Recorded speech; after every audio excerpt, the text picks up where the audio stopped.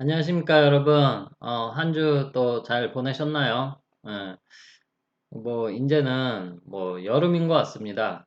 여름인 것 같고, 그래서 얼마 전에 비도 많이 와가지고, 꽃가루도 많이 쓸려 나가가지고, 이제 공기도 깨끗해져서, 바깥 활동들도 많이 하고 하시는데, 어, 항상 밖에 나가실 때 여러분들도 마스크 착용 잘 하시고, 가급적이면 사람 많은 곳에 서 마스크 벗고 있는다든지 이제 그런 행위는 좀 자제해 주셨으면 좋겠습니다.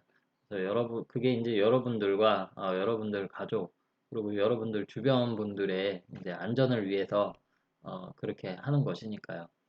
자, 그러면 우리가 지난 시간에 이어서 오늘 10장 사회보장 마무리하고요. 그 다음에 시간이 되면 11장에 아동복지 그러니까 우리 그 사회복지 분야가 그 클라이언트 대상별로 그 분야가 여러 종류가 있다고 그랬었잖아요. 그 중에 이제 하나인 아동복지에 대해서 살펴보도록 하겠습니다. 자, 먼저 지난 시간에 사회보장에 대해서 얘기를 하다 말았었는데요. 어, 지난 시간에 했던 거 잠깐 복습하고 이어서 보도록 하겠습니다. 자, 우리 그 사회보장이란 이러한 단어들 이제 어디서 시작이 됐냐 이런 얘기도 했었는데 법적으로 이제 처음 만든 나라는 1935년에 이제 미국에서 세계 경제 대공황이 일어나면서 그러한 어, 빈곤이라는 것을 개인 문제로 봤는데 이 세계 경제 대공황 이후로 이것은 이 빈곤이라는 것은 개인의 문제가 아니고 사회 문제구나. 이제 사회 문제이기 때문에 이제 뭐예요? 국가에서 개입을 해서 이 빈곤을 해결해 줘야 된다라고 이제 생각을 하게 되면서 만든 법이 1935년 미국의 사회보장법이다. 이렇게 보시면 돼요.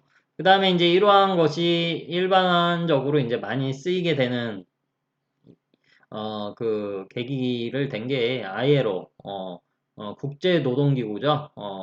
국제노동기구에서 발표한 사회보장의 길. 그 다음에 지난번에 우리 봤었던 베버리지 보고서 영국의 그 다음에 프랑스의 라로크 계획 등이 있다고 보시면 됩니다. 자, 그리고 이제 우리 지난 그 과제로 이제 이게 나왔었죠. 우리나라에도 그러면 사회보장이라는 것이, 어디에 명기가 돼 있는지, 그리고 법이 있는지.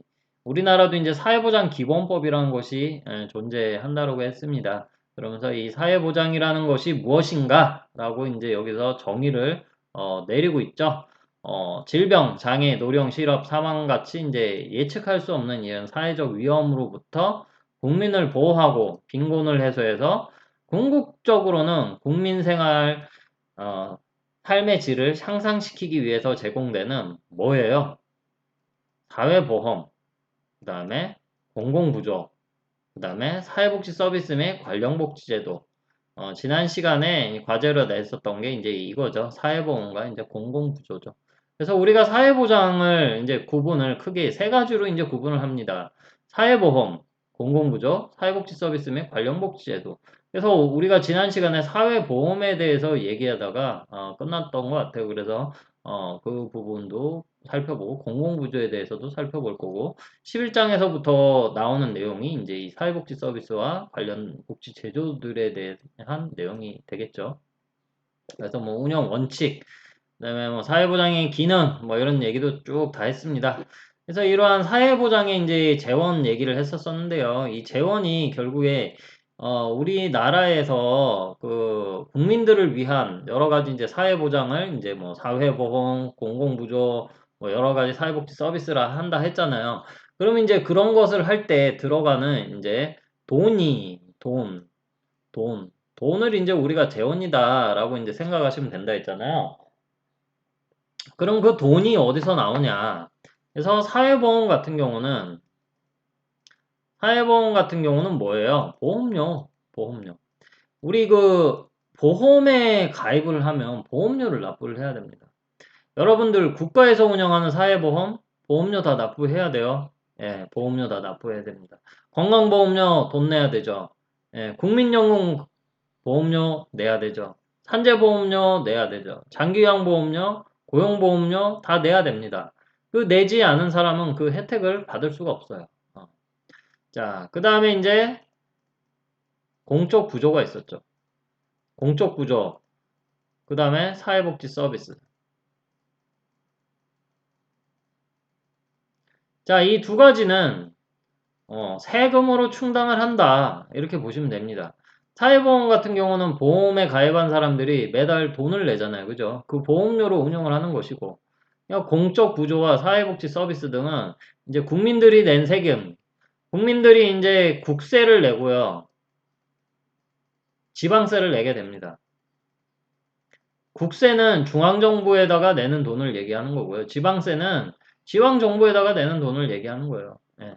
자, 그래서 그런 것들을 이제 다 걷어가지고 이런 데도 이제 다 도로도 깔고 뭐 건물도 짓고 공공기관 건물도 짓고 뭐 공무원들 월급도 주고 그다음에 이러한 공적 구조에 대한 뭐 여러 가지 뭐 기초연금제도 국민기초생활수급보장제도 뭐 사회복지 서비스 제공하는 데 들어간 여러 가지 시설 운영비 지원이라든지 이런 게 다 세금으로 충당이 된다.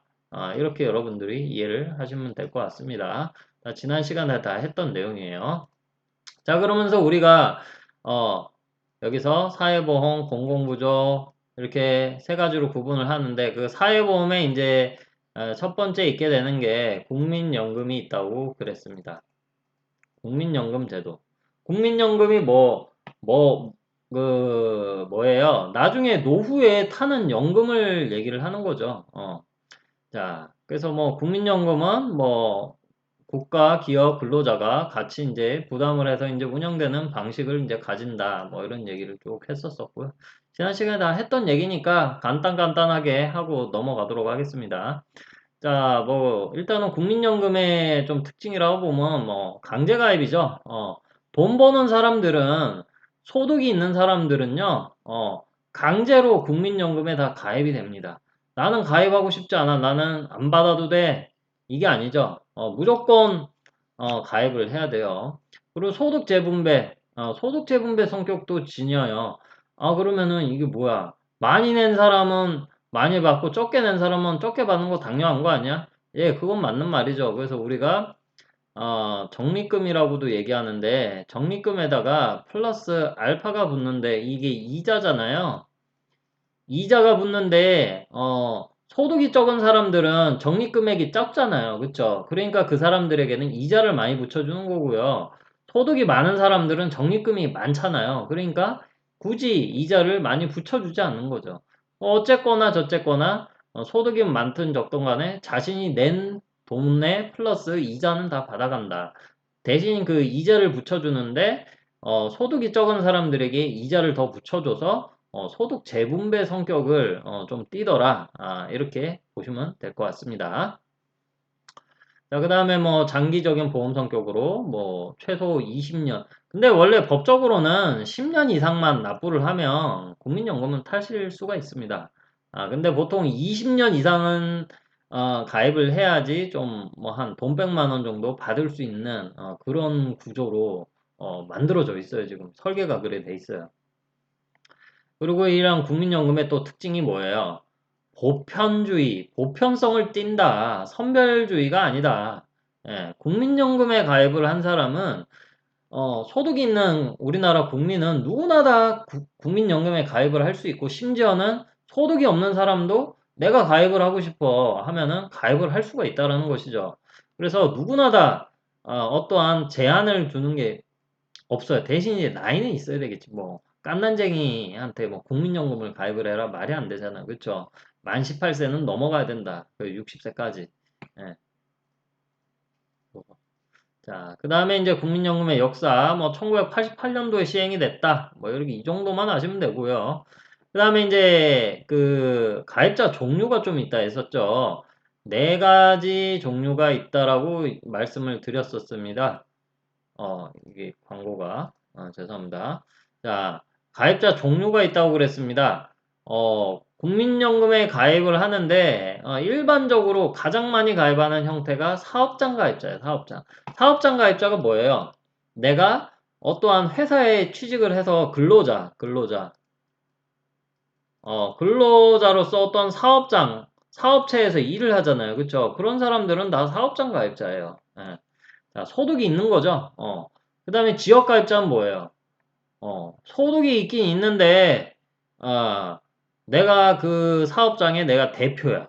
내가 사장이나 내가 회장이야. 그러면은 그 사람은 근로자가 아니잖아요. 그죠? 지역 가입자예요. 그리고 여러분들 자영업 하잖아요. 자신이 운영하는, 그거 다 사업장, 그 자영업 하는 사람들이 다 자기 점포 운영하잖아요. 다이가 다 사장이잖아요. 그죠? 그 사람들 다 지역 가입자예요. 지역 가입자. 그쵸? 소득이 있는데, 근로자가 아닌 사람들, 그런 사람들은 지역가입자. 자, 그런데 이제 이 두 가지는 이제 소득이 있는 사람들만 이제 가입을 할 수가 있었어요. 이 두 가지만 있었습니다. 그런데 나중에 확장이 됐죠. 임의가입자라는 게 나중에 생겼다고 그랬어요. 왜 그러냐? 국민연금에 사각지대가 있더라. 어떤 사각지대가 있었어요? 평생을 열심히 사셨는데, 집에서 집안일 하시고, 아이도 키우고, 가정주부들 계시잖아요. 그쵸?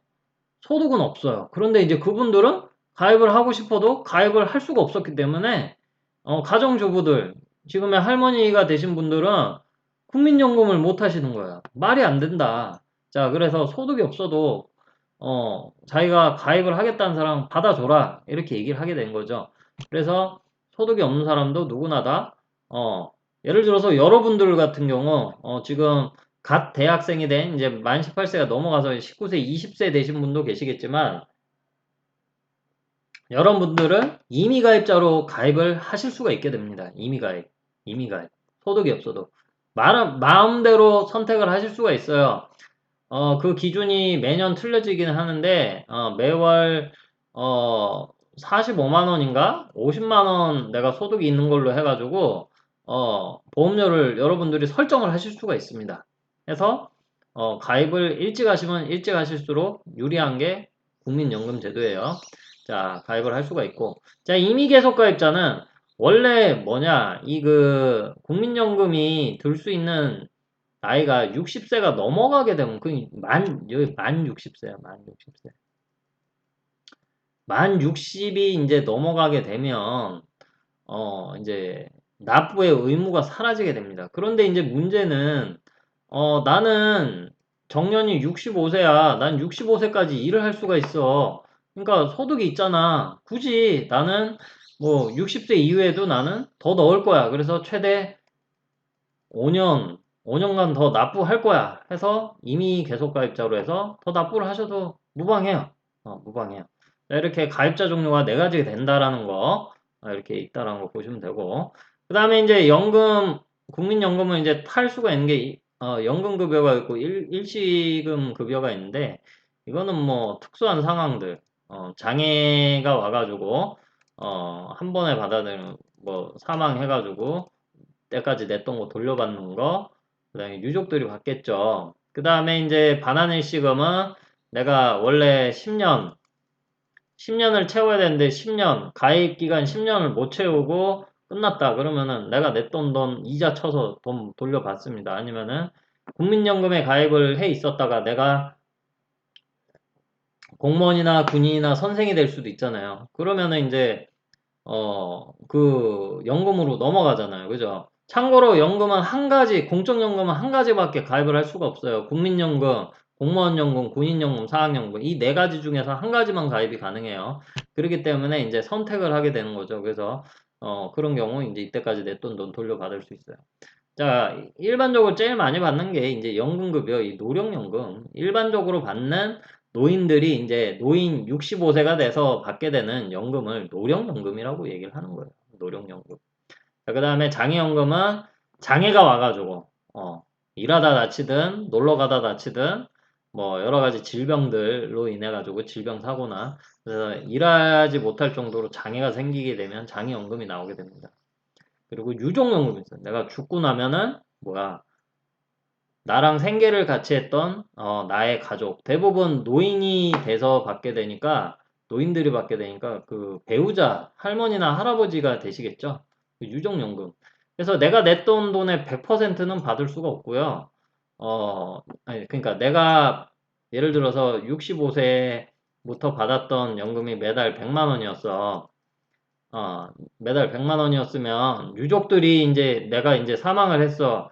그러면 유족들이 받을 수 있는 거면 최대 70만 원이에요. 최대 70만 원. 이거도 다 틀릴 수 있어. 60만 원, 50만 원, 40만 원 다 틀릴 수 있어. 왜냐면 그 유족이 재산이 많거나 그 배우자도 연금을 타고 계실 수도 있잖아요. 그렇죠? 그런 경우에는 이제 그 금액만큼 차감이 돼요. 또 복잡한 계산식이 있습니다. 자, 그 다음에 이러한 국민연금은 국민연금관리공단에서 운영을 하고 우리나라 같은 경우는 적립 방식으로 운영을 한다. 이때까지 적립을 한 금액에다가 플러스 알파 이자 쳐가지고 나중에 받는 일종의 강제저축 형태다. 하지만 이제 외국 서유럽이나 미국 같은 경우 부가 방식으로 이제 한다. 약간 좀 차이가 난다. 뭐 이런 얘기를 했었죠. 예. 자, 이렇게 해서 우리가 지난 시간에 국민연금에 대해서 얘기를 쭉 했었고요. 그러면 이제 건강보험, 우리가 국민연금 얘기했죠. 국민연금. 그러면 이제 건강보험 얘기를 할 거예요. 건강보험. 우리 지금 사회보험에 대해서 얘기를 하고 있습니다. 자, 건강보험은 뭘까? 지금 우리 지금 이 코로나 상황으로 인해 가지고 전 세계가 지금 뭐 굉장히 팬데믹으로 확산이 되면서 많이 힘들어하고 있잖아요. 그렇죠? 그나마 이제 우리나라가 다른 나라들보다는 좀 대처도 잘 됐고 했었던 대처도 잘 되고 했었던 그 가장 큰 이유가 뭐 리더의 역할도 있었지만 우리나라는 이 건강보험 제도가 너무나도 잘 돼 있는 거예요. 그게 무슨 말이냐면 우리나라 국민들은 다 건강보험에 가입이 돼 있다고 보시면 됩니다. 예. 건강보험에 다 가입이 돼 있으니까 돈 없어가지고 코로나 검사 못 받거나 그런 경우가 없다라는 것이죠. 외국 같은 경우는 이런 제도가 없거나 되게 우리나라보다는 보다는 조금 후진적이에요. 그러다 보니까 예를 들어서 미국 같은 경우는 건강보험 제도가 없다라고 보시면 됩니다. 그냥 민간 민간보험. 예를 들어서 여기서 얘기한 민간보험은 여러분들 알만한 대기업 브랜드 무슨 삼성화재 무슨 뭐 LIG 생명보험 막 이런 것들 있잖아요. 뭐 그런 것에 이제 본인이 가입을 해서 알아서 보험회사에다가 청구해서 그 돈으로 이제 병원비를 내야 돼요, 미국은. 그래서 뭐 단적인 예로 미국 같은 경우는요. 그 뭐 예를 들어서 응급실 가잖아요. 응급실. 여러분들 응급실 가보신 적 있으세요? 응급실 한번 갔다가 와서 하루 자고 나오면 우리나라 많이 나와봐야 뭐 30만 원 안쪽입니다. 근데 미국 같은 경우는 응급실에서 하루 자면 한 2, 300만 원 나와요. 2, 300만 원. 믿기지가 않죠. 미국은 그래요. 왜냐면 본인이 돈을 다 내게끔 그냥 신자유주의 나라기 때문에 그런 거예요. 다 민영화를 시켜서. 자, 그만큼 이제 우리나라는 이 건강보험제도가 굉장히 잘 돼 있는 나라예요. 그래서 우리나라의 이 건강보험제도 같은 경우는 그래서 건강을 확보하고 뭐 생활 안정을 위해서 그래서 병원비 본인 부담금 상한선도 있죠. 병원비가 예를 들어서 내가 뭐 3천만 원이 나왔어. 3천만 원까지 안 나오게 이제 만들어 놓죠, 국가에서. 이제 뭐 그런 거. 그래서 뭐 아주 진짜 신기술 되게 비싼 거를 제외하고는요, 웬만한 거는 다 보험이 적용이 돼가지고요. 뭐 물론 어, 그 뭐야 그 병원에 가게 되면 처치를 받게 되면 급여가 있고 비급여가 있습니다. 이 급여라는 것은 건강보험에 이제 혜택이 되는 처치를 말하는 거고, 비급여는 건강보험 제도로, 에 이제 그 혜택이 볼 수 없는, 처치를 얘기하는 거예요. 주로 이제 이 비급여는 이제 조금 신기술, 좀 좋은 거, 그런 것들. 근데 이제 이 급여로 선택을 하게 되면, 급여로 되는 처치들을 생각을 하면, 굉장히 저렴해요. 저렴해요. 옛날에는 예를 들어서 암 수술하면 뭐 돈 1,000만 원 우습게 깨졌거든요. 지금은 뭐 돈 100만 원, 1, 200이면 암 수술이 되죠. 그래서 지금 돈이 없어가지고 암 수술을 못 한다? 그런 경우 거의 없습니다. 지금 우리나라는. 자, 그리고 이제 이러한 국민건강보험, 우리나라의 건강보험 제도의 또 큰 특징은 뭐냐면요. 소득의 재분배 효과를 가질 수 있다는 거예요. 이게 무슨 말이냐면, 예를 들어서 매월 200만 원 버는 사람이 있을 거고, 매달 2천만 원 버는 사람이 있을 거예요. 그쵸? 그러면은, 예를 들어서 200만 원 버는 사람은 건강보험료를, 어, 뭐 10만 원 낸다고 칠게요. 10만 원 내요. 그러면은 단순 계산을 하면, 2천만 원 버는 사람은 건강보험료를 100만 원 내겠죠. 그쵸? 음. 근데 이 보험이라는 게 뭐예요? 건강보험은 매달 납부를 하고 소멸이 됩니다. 뭐 적립이 돼가지고 아까 그 국민연금은 내가 냈던 돈을 나중에 이자 쳐서 돌려받잖아요. 근데 건강보험은 그게 아니에요. 내가 이 건강보험에 가입이 돼서 매달 돈을 내고 계속 보장을 받는 그러한 보장성 보험이고 소멸성 보험이거든요. 그러다 보니까 다 날아가는 휘발성이에요. 자, 그런데 200만 원 버는 사람은 10만 원 내고 2천만 원 버는 사람은 매달 100만 원씩 건강보험료를 냅니다.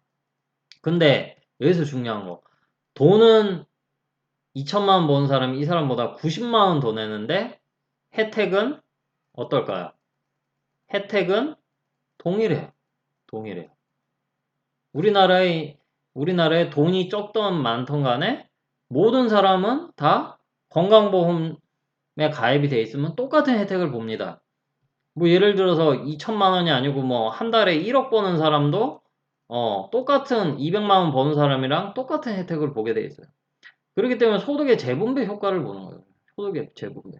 그래서 돈을 많이 버는 사람들이 돈을 많이 내게 되잖아요. 그러면 그걸로 소득이 적은 사람들에게 더 많은 혜택이 이제 가게끔 되어 있는 그 제도가 우리나라의 건강보험 제도다. 그래서 굉장히 어, 여러분들 믿기지 않으시겠지만, 서유럽의 뭐 프랑스라든지 이런 나라들도 우리나라에 와서 건강보험 제도를 배우고 갑니다. 되게 잘 돼 있는 나라예요. 여러분들 그 우리나라의 의료 서비스는 전 세계에서 거의 뭐 최고라고 해도 진짜 손색이 없을 정도로 잘 돼 있는 제도다. 이렇게 여러분들이 이해를 하시면 될 것 같아요. 그래서 처음 시행된 거는 1977년에 처음 이름은 의료보험 제도였어요. 의료보험. 의료보험이라고 불렀는데 그래서 옛날에는 요렇게 의료보험증이라고 종이로 된 의료보험 카드가 있었어요. 의료보험 카드 이렇게 종이로 접어가지고 가가지고 도장 받고 이렇게 치료를 받고 했었었는데요. 이게 2000년에 넘어오면서 건강보험 제도로 이름이 바뀌면서 전산 시스템 쫙 깔리고 이제 인터넷이 이제 도입이 되면서 이제 이거 안 가져가고 그냥 이름 대고 그냥 주민번호 대가지고 그냥 이렇게 다 전국 어디서나 지역에 상관없이 아무 데서나 내가 원하는 데서 원하는 만큼 의료 서비스를 받을 수가 지금 있게 된 형태죠, 지금.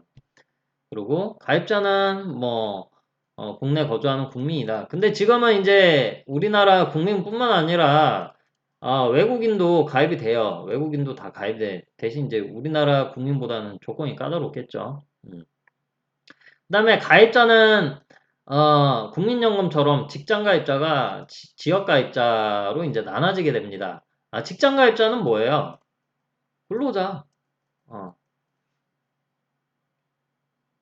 어, 근로자면 직장 가입자예요. 근데 이 지역 가입자는 딱히 이제 별도 이제 소득이 없거나 아니면은 자산이 어마어마하게 많은 사람은 다 지역 가입자로 다 분류가 됩니다. 예, 국민연금이랑은 약간 좀 차이가 나요. 약간 좀 차이가 나게 됩니다.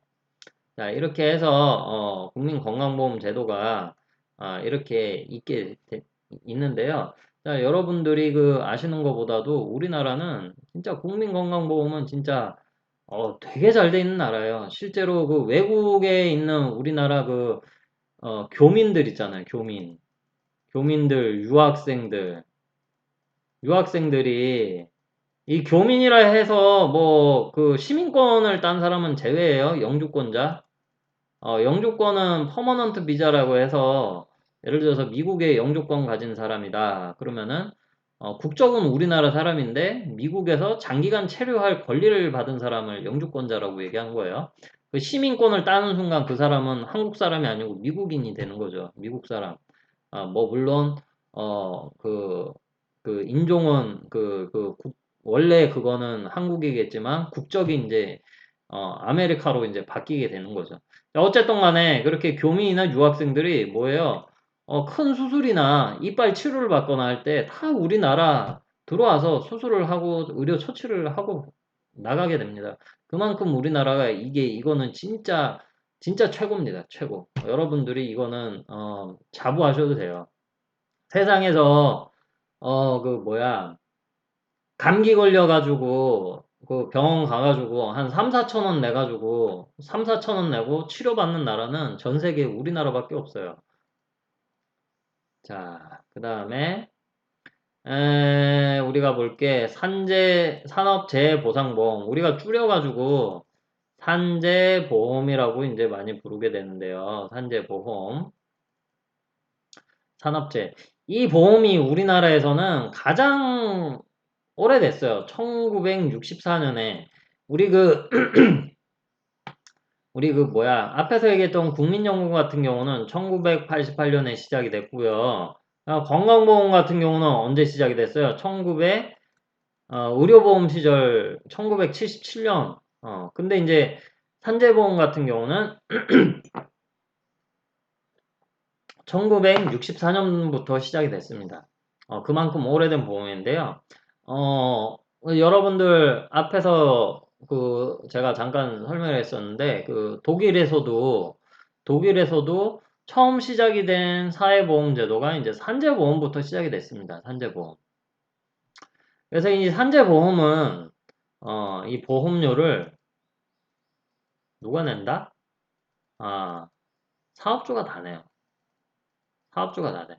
여러분들이 그래서 회사 생활을 하시게 되면, 국민연금도 가입을 하시고, 건강보험도 가입하시고, 뭐, 산재보험, 뭐, 고용보험, 그 다음에 장기요양보험 다 가입을 하시게 되는데, 유일하게 여러분들이 여러분들 소득에서 보험료를 안 떼는 게 이 산재보험이에요, 산재보험.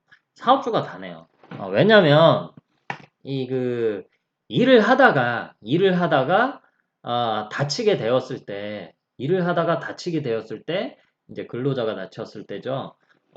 그 근로자가 이제 그냥 가벼운 찰가상이면 이 산재보험 해당이 안 돼요. 근데 이제 골절이 되거나 뭐 큰 사고로 해서 이제 뭐 수술을 하거나 입원을 해야 되는 상황이 발생을 했어요. 그러면은 그거 누가 보장을 해줘요? 어, 회사에서 100% 보장을 해주냐? 그것도 이제 회사에서도 뭐 배상 책임을 는 경우도 있지만 그러지 못하는 경우도 많거든요. 그렇기 때문에 산재보험에 이제 매달 회사에서 가입을 시켜 놓는 거예요. 그러면은 나중에 산재보험에서 근로자가 이제 다쳐서 나오게 되는 이제 뭐 병원비라든지 그 다음에 또 뭐가 있어요. 내가 병원에 이 근로자가 다쳐가지고 병원에 입원을 하게 되면 그 입원한 기간 동안에 이 사람이 일을 못 하잖아요. 일을 못 하면은 그 기간 동안에 돈을 못 벌잖아. 그럼 돈을 못 버니까 어, 산재 보상금 뭐 이런 것들이 있습니다. 그리고 돈을 주게 돼 있어요. 음. 그래서 단순하게 의료비만 주는 게 아니고 그러한 산재를 당해서 이제 일을 하지 못하게 되는 그 기간에도 일종의 생활비 쪽으로 이제 보상금을 이제 매달 돈을 주게 됩니다. 그래서 철저하게 이제 근로자에게 근로자에게 이제 유리한 보험이라고 보시면 돼요. 그런데 이제 이 산재 보험으로 이제 그 회사에서 산재 처리를 하게 되면 그 회사가 어, 속된 말로 찍혀요. 찍혀가지고 어, 근로감독관이라는 사람이 수시로 나와가지고 조사를 합니다. 그 회사의 이제 그 안전을 안전 규정이나 안전 교육이나 이런 거 잘 하고 있는지 막 불시에 와서 검사하고 가고 막 그게 제대로 안 되고 있으면 뭐 과태료 매기고 막 하거든요. 그래서 많은 회사들이 근로자가 다쳤을 때 이 산재보험 처리를 잘 안 하고요. 회사 자체 이제 뭐 배상 책임 보험이라든지 종사자들 보험 이런 거 뭐 그 종사자들 화재 보험 같은 게 별도로 많이 들어놓거든요. 그런 걸로 이제 보상을 많이 해줘요. 또 뭐 근로자 입장에서는 이걸로 받든 뭐 받기만 하면 되는 거니까 이제 이걸로 이런 거나 이제 종사자 보험이나 배상 책임 보험으로 이제 요거를 받고 나면 이제 산재보험 중복 처리는 될 수가 없거든요. 그래서 이걸로 이제 처리가 안 되게 되죠. 그래서 보통 이제 회사에서는 이제 산재 처리를 잘 안 하려고 하죠. 그런 경향이 좀 있다는 거. 그래서 이제 근로복지공단에서 고용노동부에서 위탁을 받아가지고 운영이 되는, 이 근로복지공단도 이 공기업이죠, 공기업. 이 국가에서 운영하는 기업입니다. 공기업. 자, 그래서 아까 얘기했던 산재보험의 제어는 사업주가 전액 부담한다. 뭐 이렇게 얘기를 하고 있어요. 64년에 도입을 했고, 뭐 지금 2000년 넘어가서는 5인 미만. 그러니까 1인, 1인 자영업자도, 자영업자, 내가 혼자서 내가 사장이고 나 혼자 일하는 회사도 이제 요거 산재보험 다 가입이 됩니다. 예전에 사장은 가입을 안 시켜줬거든요. 그래서 사장도 가입을 할 수가 있어요. 네. 자, 다음은 이제 고용보험. 고용보험은 여러분들 많이 들어보셨죠? 언제 이, 이 고용보험이 유용하게 쓰일까요? 예. 가장 많이 아시는 게 실업. 요즘에 그 뉴스 틀면 실업급여 신청한 사람이 어마어마하게 많다. 코로나로 인해 가지고 직장을 잃거나 매출이 줄어들어 가지고 뭐 무급 휴직 들어가고 뭐 어쩌고 저쩌고 하면서 뭐 이런 뭐 실업급여 신청한 사람이 많다 뭐 이런 얘기 많이 들어보셨을 거예요. 그래서 이제 실업급여로 이제 유명한 이제 그 보험이 이제 고용보험이죠.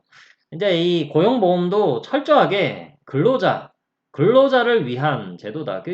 지금 여러분들 사회보험 제도들을 보면 다 근로자가 다 유리해요.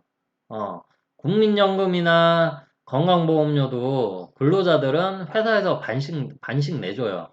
그 다음에 고용보험과 산재보험은 철저하게 순수 그냥 근로자만을 위한 보험 제도라고 보시면 되고요. 근로자가 되게 유리합니다. 근로자를 위한 제도들을 우리가 사회보험이라고 보시면 돼요. 예. 자, 그래서 이 실업급여가 있다고 했는데, 이제 이 실업이라는 것이 뭐예요?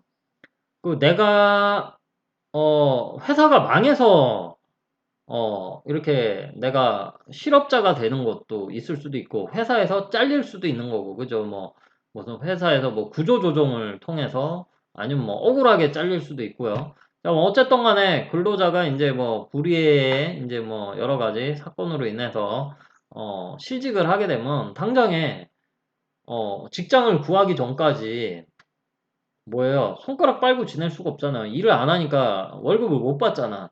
그러면은 이제 고용보험에 이 사람이 가입이 돼 있었으면 이 실업급여를 지급을 해줍니다. 실업급여. 실업급여를 줘가지고, 어, 임시로 생계를 유지해라. 많이 주지는 않아요. 그래도 뭐 백 몇십만 원씩 주죠. 예. 이것도 사람마다 지급이 되는 금액이 다 틀려요. 어, 고용보험에 가입된 기간하고요. 이 사람이 받았던 급여 뭐 100만 원 받았던 사람이 있고 뭐 1000만 원 받았던 사람이 있을 거 아니야. 그죠? 수준이 다 틀리잖아요. 다 똑같이 받을 수는 없죠. 예. 자, 그래서 이렇게 해서 실업급여를 탈 수가 있게 되는데 야, 그러면 실업자 되면 계속 탈 수 있냐? 아, 계속 안 줘요. 계속 안 주고 말 그대로 이 사람이 실업을 당했으니까 직장을 구하기 전까지만 주는 거예요. 그러면은 이 실업급여 탈 때 조건이 붙어요. 구직활동을 해야 돼요. 구직활동. 구직활동을 하지도 않는데 실업급여 안 줍니다. 예. 그래서 나 실업자 됐으니까 이제 실업급여 신청해서 실업급여만 받으면 되겠네. 놀면서 먹고 살면 되겠다. 절대 그러지 않습니다. 그렇게 만만하지가 않습니다. 구직활동을 했다라는 그 증거를 대야 돼요. 예를 들어서 면접을 봤다, 면접 확인서라든지 아니면은 이력서를 요즘에는 워크넷이라고 고용노동부에서 운영하는 사이트가 있어요. 구인구직 사이트. 워크넷에 이력서를 올려서 거기에다가 이제 그 서류를 넣은 적이 있는가, 그걸 다 따져요. 그 구직 활동을 했으면은 주고, 구직 활동, 했다라는 증거가 없으면은 실업급여를 주지 않습니다. 그리고 이 기간도 최대 그 기간이 있어요. 뭐 6개월인가 9개월까지만 준다고 하더라고요. 자, 그리고 이제 이렇게 실업을 한 사람에게 주는 이런 것도 있지만, 그, 실업자들에게 이제 취업 촉진을 하는, 그래서 뭐 구직 활동을 할 거 아니에요. 구직 활동을 이제 또 지원을 해줍니다. 그래서 이 사람이 직장을 잘, 찾을 수 있게 정보가 없을 수도 있잖아요. 그래서 이 사람이 이제 이력서를 적어서 이제 그, 그 뭐야, 요즘에는 고용, 복지, 요즘에는 다 복지가 들어가요. 플러스 센터. 예전에 고용센터였는데 요즘에는 고용복지 플러스 센터라고 하는데 대구에 두 군데 있는데요. 거기 가가지고 컨설팅을 받습니다. 컨설팅 받아가지고 이력서 다 작성을 해가지고 자기한테 맞는 회사를 추천을 해줘요. 또 회사가 또 사람 구할 수 있잖아요. 그런 데랑 또 매칭을 해줍니다. 그런 것도 다 해줘요. 그리고 필요에 따라서는 직업 교육도 시켜줘요. 그리고 직장 다니는 사람들 있잖아요. 직장 다니는 사람들 뭐 직업 훈련 카드, 뭐 구직자 카드가 있고 재직자 카드가 있어요. 그래서 구직자들은 이제 그, 그 취업을 준비하는 거잖아요. 그쵸? 그래서 뭐 그 자격증을 뭐 공부한다든지 뭐 그런 것들, 직업 훈련을 한다든지 뭐 그런 것들 하는데 직업 훈련 카드를 만들어줘서 원래는 돈 내고 학원 다녀야 되는데 예를 들어서 학원 다니는데 뭐 포토샵 학원이다. 뭐, 그러면 그 자격 과정이 뭐 100만 원이다. 그러면 100만 원을, 원래는 본인이 다 내야 되는데, 직업 훈련 카드로 결제를 하게 되면, 뭐 60만 원은, 이 고용보험에서 대주고, 나머지 40만 원은 자기가 내는 거예요. 뭐 그런 식으로. 마찬가지로 재직자 카드도 있어요. 그래서 여러분들 회사 다니다가도 내가 자기 능력 개발을 하는데 이제 필요한 뭐 여러 가지 공부를 할 수도 있잖아요. 그럴 때 이제 직업훈련 카드 이제 뭐 재직자 무슨 카드가 있어. 뭐 이름이 하도 자주 바뀌어서 저도 일일이 기억은 하진 못해요. 그래서 이제 이거를 발급을 받아가지고 또 그거 가지고 이제 공부도 하고 자격증도 따고 이렇게 할 수가 있어요. 예, 되게 좋습니다.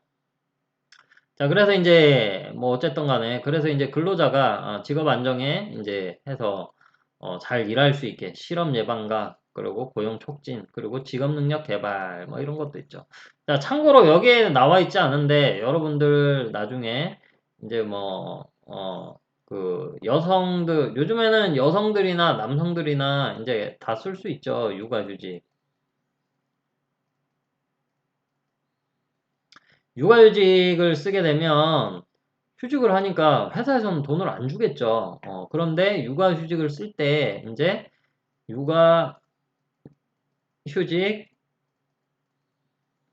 급여 육아휴직 급여라는 게 이제 나가게 돼요. 아이 키우는데 우리나라 많이 좋아졌습니다.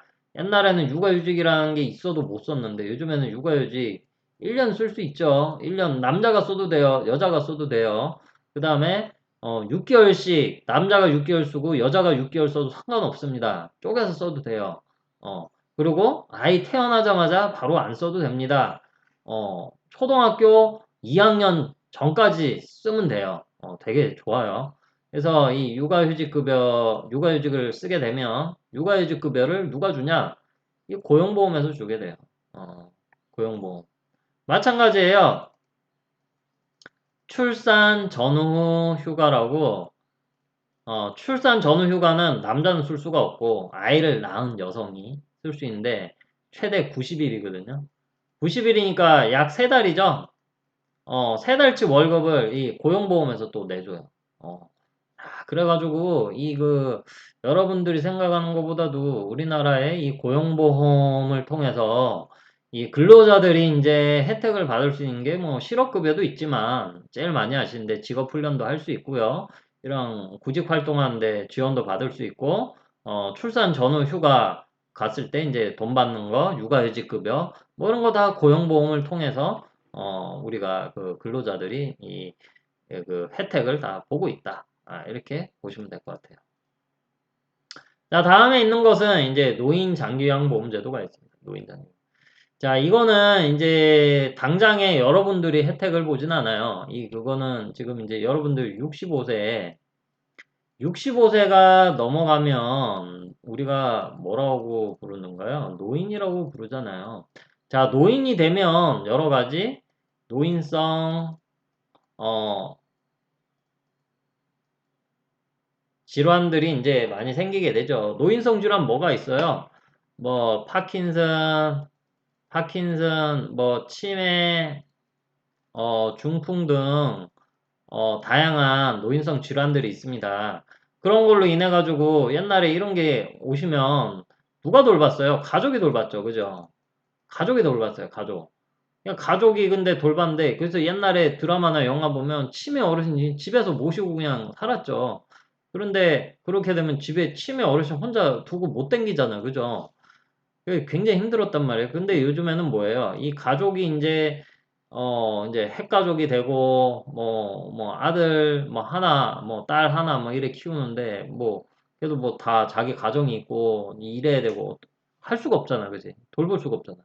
그러니까 가족이 이걸 케어가 안 되니까, 장기간 간병, 장기요양 문제가 많이 발생을 한다. 자, 그래서 이렇게 노인이 돼서 노인성 질환, 파킨슨 치매 중풍과 같은 노인성 질환으로 인해서 가족들이 이제 돌봐야 되는 이런 상황이 생겼을 때 우리가 노인, 요양기관들 있잖아요. 노인 요양을 해주는 여러 가지 요양원, 노인 주간보호센터, 방문요양센터들이 이제 생겨나기 시작을 한 거예요. 2007년도에 노인 장기요양보험이 생기면서.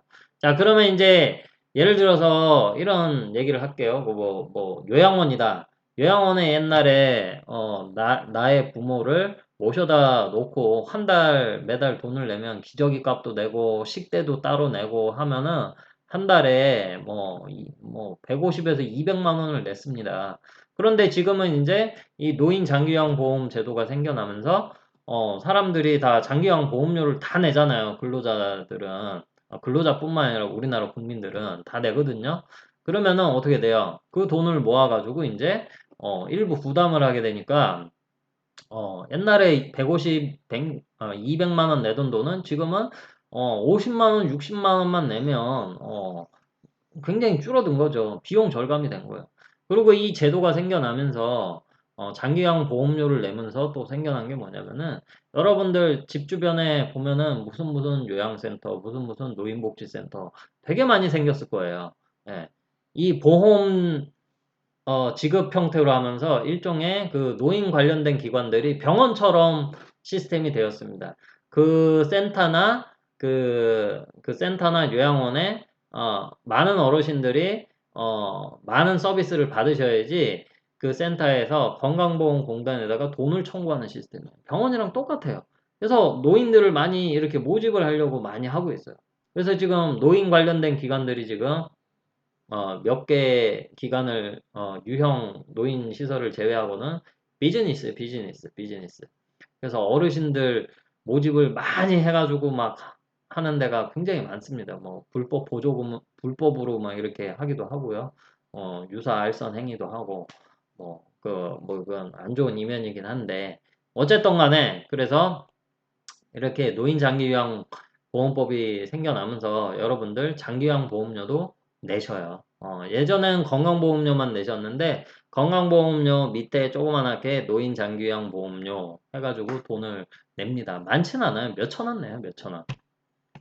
그래서 뭐 재가급여, 뭐 시설급여, 현금급여, 뭐 재가급여는 집에서 받는 서비스, 시설급여, 여러분들 급여라고 그래서 돈을 얘기하는 게 아니에요. 어떠한 서비스들도 이제 급여라고 이제 얘기를 하게 됩니다.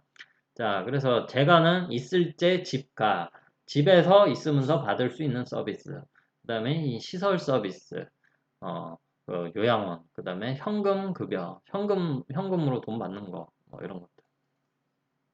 자, 이런 제도도 있다라는 거. 나중에 노인복지론이라든지 뭐 그런 데서 노인복지를 또 우리가 또 다른 장에서 12장인가 13장에서 또 노인복지에도 또 얘기할 거거든요. 그때 잠깐 또 다루도록 하고요. 더 자세한 거는 여러분들 2학년 때 노인복지론에서 또 다룰 예정입니다. 자, 다음에는 이제 앞에서 얘기했던 거는 우리가 사회보장에서 사회보험에 대해서 얘기를 했잖아요. 지금 이제 두 번째는 이제, 공공부조. 우리가 이거를, 공적 부조라고도 이제 얘기를 합니다. 자, 앞에서 했던 사회보험은 어떤 성격을 지냐요? 보편성을 지닙니다. 보편성. 우리나라 국민이면, 누구나 다, 소득에 상관없이 다 여기 가입을 할 수가 있고, 그 혜택을 볼 수가 있어요. 반면에 이 공공부조 같은 경우는 선별성을 지닙니다. 선별성. 대표적으로 뭐가 있어요? 기초생활수급제도. 그런 게 대표적인 예죠. 그러니까 다시 말해가지고 국가에서 어떠한 기준치에 이제 보통 우리나라는 그 기준이 그 대상자를 정하는 기준이 소득이에요. 우리나라는 소득. 자산이라든지 월소득 그런 것들을 이제 합산을 해서 이제 얘기를 하게 되는데요. 이제 그러한 것을 이제 하게 되는데 결국에 대부분 이제 그 대상이 이제 빈곤한 사람들에게 이제 뭐 여러 가지를 이제 쉽게 얘기해서 굶어 죽지 않게 해주기 위한 여러 가지 이제 장치들이다. 그래서 뭐 기본적인 인간다운 생활을 영위할 수 있도록 하는 사회복지 제도다라고 얘기를 하고 있고 스스로 생활 유지가 안 되는 사람들이죠. 그래서 대표적으로 뭐 노인들, 뭐 독거 노인들 안 되잖아요. 그렇죠? 자녀가 있어도 자녀가 연락이 안 되거나 자녀의 역할을 못 할 수도 있고요. 그다음에 또 중증 장애인 분들 그런 분들이 안 되시잖아요. 그렇죠? 예. 자, 그래서 제가 다 얘기했죠. 선별주의 자산 조사를 통해서 뭐 서비스 제공한다. 뭐 이런 얘기를 하고 있습니다. 그래서 뭐 여기 또 다 나오게 되죠. 사회보험은 보편주의인데 공공부조는 선별주의다. 그래서 여러분들 우리 사회복지를 하면 여러분들이 선별주의와 보편주의는 분명하게 구분을 하셔야 됩니다. 예, 아시겠습니까? 예. 그래서 가장 좋은 거는 보편주의가 가장 좋아요. 보편주의. 누구나 아무나 다 똑같이 다 받으니까 가장 좋아. 그런데 이제 우리 현실 세계에선 뭐예요? 돈은 한정이 돼 있잖아. 그러니까 보편적으로 할 게 있고, 선별적으로 이제 또 돈을 또 이제 또 한정에 대해서 좀 아끼고 해야 되니까, 그지? 선별을 해서 또 주게 되고 하게 되는 거죠. 서비스도 그렇고. 굳이, 안 줘야 되는 사람까지 줄 필요는 없다라는 거죠. 그쵸? 그래서 선별을 해서 주냐, 보편주의냐에 따라서 여러분들이 좀 구분을 하시면 좀 좋을 것 같아요.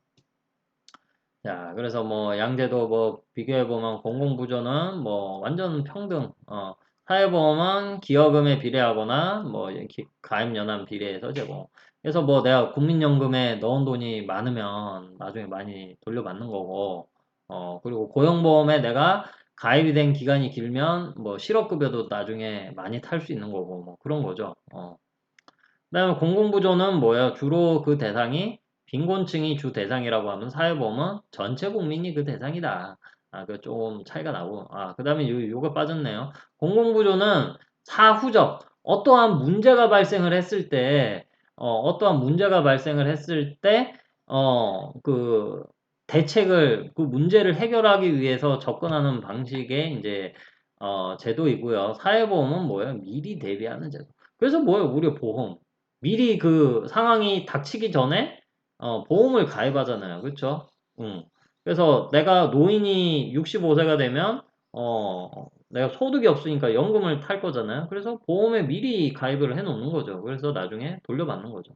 뭐 그런 그래서 사회보험 제도는 어째 보면 예방적 제도다. 그래서 사전적 제도다. 반면에 공공부조는 사후적 대책 제도다. 이렇게 보시면 될 것 같아요. 그래서 대표적인 게 이제 국민기초생활보장 제도라든지 의료급여 제도. 근데 이게 의료급여 제도가 이제 여기 안에 들어가죠.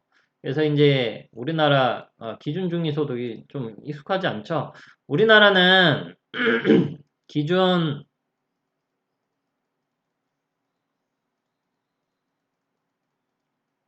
기준 중위소득이라는 걸 얘기하고 있습니다.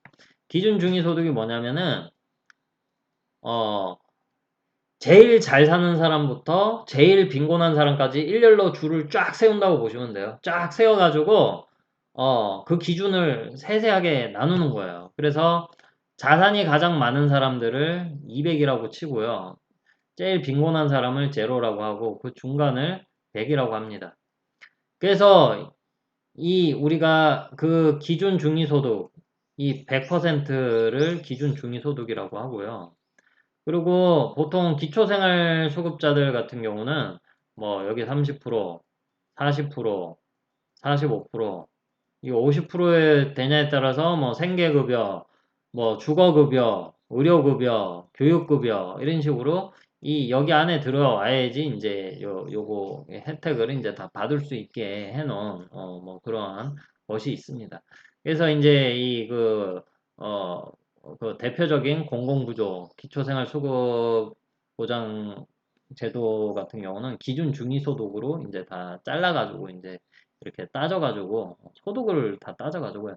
이제 의료급여법 같은 경우는 이제 여기 안에 들어가는 건데 이제 우리가 그 생계급여, 의료급여, 주거급여, 교육급여가 대표적인 그 국민기초생활수급보장제 제도에 따라서 지급이 되는 건데 이 생계급여, 주거급여, 교육급여는 돈으로 줍니다. 그런데 의료급여는 돈으로 주는 게 아니고요. 아까 우리 그 사회보험에서 건강보험이 있었잖아요. 이 건강보험의 혜택을 받으려면 이 건강보험료를 내야 되잖아요. 그죠? 근데 이 수급자들은 이 건강보험료를 납부할 능력이 안 되잖아. 그지? 능력이 안 되니까 이분들은 보험료를 면제를 해줍니다. 면제를 해주는 그 근거가 의료급여법이에요. 그래서, 이분들은 의료급여 대상자가 된다. 어? 국민기초생활수급보장제도에 따라서 의료급여 대상자다. 그러면은 보험료 안 내고 어, 똑같이 건강보험 혜택을 다 보는 거를 얘기를 하는 거예요. 그 다음에 이제 뭐 해상급여는 애 낳았을 때 받는 돈, 뭐 장제급여는 이제 사망했을 때 뭐 장례 치러야 되잖아요. 그죠? 자활급여는 이제 조건부 수급자 얘기인데 우리나라는 아무나 다 소급자를 만들어주지 않습니다. 일할 능력이 되는 사람은, 어, 일을 하지 않으면은, 그 소급자 만들어주질 않아요. 그래서 일할 능력이 있는데 놀고 있는 사람한테 소급자 해주지 않아요. 그래서 그 사람들에게 자활급여라는 걸 만들어서, 조건부 소급자로 해가지고, 네가, 탈수급을 하기 위해서 노력을 해라. 그래서 뭐 하는 그런 제도가 있어요. 그래서 사회복지시설 유형에도 자활센터라는 곳이 있습니다. 그래서 탈수급을 목적으로 하는 그러한 센터들이 또 있어요. 자, 이렇게 해서 우리 그 10장의 사회 보장에 대해서 얘기를 했습니다. 그래서 이 사회 보장은 결국에는 여러분들이 우리 다 알고 계신 거예요. 그 사회보험, 뭐 우리 흔히들 얘기하는 5대 보험을 얘기를 하는 거고, 그다음에 공공구조는 국가에서 세금으로 해가지고 하는 대표적인 기초수급 보장제도에 대해서 얘기를 주로 많이 하고, 이거 말고도 많아요. 뭐, 기초연금도 있고, 의료급여 뭐 등등등이 있어요. 그 다음에 이제 11장부터 하는 이제 사회복지 서비스 관련 복지제도들을 이제, 얘기를 하는 거예요. 사회보장. 그래서 이 사회보장이라는 영역이 굉장히 넓다. 넓다. 여러분들이 알고 계신 사회복지 시설에서 제공하는 사회복지 서비스는 사회보장 안에 들어온다. 이렇게 보시면 될 것 같습니다. 자, 그러면 오늘은 여기까지 하고요. 여기까지 하고 다음 시간에 이제 그 아동복지 이제 본격적으로 우리가 그 클라이언트 대상별 이제 유형별 복지에 대해서 설명을 할 건데 11장부터는 책에 있는 내용 그대로 하지는 않을 거고요. 제가 여러분들에게 좀 더 필요하겠다 싶은 부분들을 조금 다른 그 부교재라든지 이런 데서 조금 발췌를 해서 같이 섞어가지고 만들었습니다. 그래서 11장부터는 여러분들 가지고 계신 교재랑 좀 내용이 틀리더라도 당황하지 마시고요. 지금 제가 제공하는 이 PPT 자료를 가지고 이렇게 공부를 하시면 될 것 같습니다. 자, 그러면 오늘 이번 주는 여기까지 수업하도록 하겠습니다. 수고 많으셨습니다.